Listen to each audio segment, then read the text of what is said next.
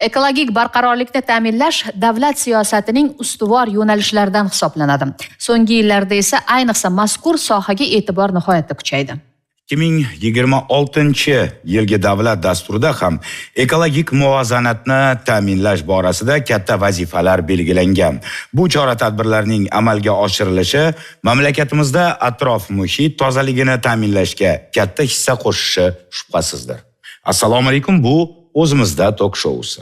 Va ekspertlarimizga yuzlanadigan dastlabki savol, ekologik muvozanat deganda o'zi nima nazarda tutiladi? Ekologik muvozanatni ta'minlash yuzasidan, ya'ni ekologik ekspertiza yo'nalishini ham o'z muhim roli hamda o'z o'rni bor deb hisoblayman. Bu mavzuga kelganda, ya'ni loyihalashtirilayotgan va rejalashtirilayotgan hamda amalga oshirilmoqchi bo'lgan har bir loyiha ekologik ekspertiza xulosasi olinib, unga keltiriladigan, ya'ni zararli oqibatlarni oldini olish, avvaldan uni ko'rib chiqish talablari ham qo'yiladi. Unda ushbu loyihani keltiradigan atmosferaga, suvga hamda chiqindi miqdorlarini, me'yorlarini belgilab beradi. Har taraflama ko'rsatib o'tiladi unda ham. Hujjatda shunaqa misollarda keltirsak bo'ladi uni ham. Zamonaviy texnologiyalar hayotimizni har jabhasiga kirib bormoqda va aynan shunday global miqyosdagi mavzularda ham aynan ekologik muvozanat haqida so'z yurganda zamonaviy texnologiyalar qanday ish bermoqda? Shamollarning tarqalish me'yori, ya'ni shamol esish tizimi qaysi tarafga qarab tizadi. Bunda Prezident farmoni 81-sonli farmonda keltirib o'tilgan yuqori toifali obyektlar, ya'ni bizda ekologik ekspertiza markazida hisoblanadigan 1 va 2 toifaga mansub bo'lgan korxonalarda monitoring tizimi. Unda korxonadan chiqayotgan tashlamalar miqdorini ma'lum bir nuqtada monitoring olib borish hamda yuqori turuvchi tashkilotimiz ekologik qo'mita bilan integratsiya, ya'ni uzviy bog'liqlikni ta'minlash.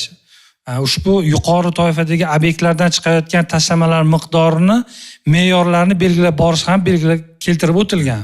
Bu narsasini ham hozirgi kunda monitoring ishlari olib borish 2026-yil 1-mart kuniga qadar amalga oshirish talablari qo'yilgan hozirgi kunda.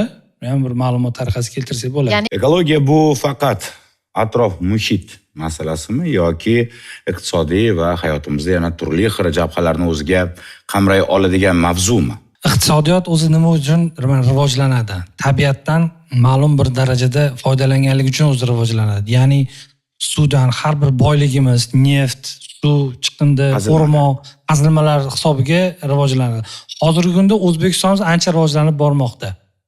Shu o'rinda bizda Davlat ekologik ekspertiza markazidan har bir faoliyat turi uchun beriladigan xulosada ekologik jihatdan ta'sirini kamaytirish va uni oldini olish maqsadida beriladigan talab va takliflari bor. Har bir faoliyatda yurg'izayotgan yo'nalishi bo'yicha o'sha hududdan kelib chiqib ta'sirini baholab beradi. Ya'ni atrof muhitga ta'sirini baholab beradi.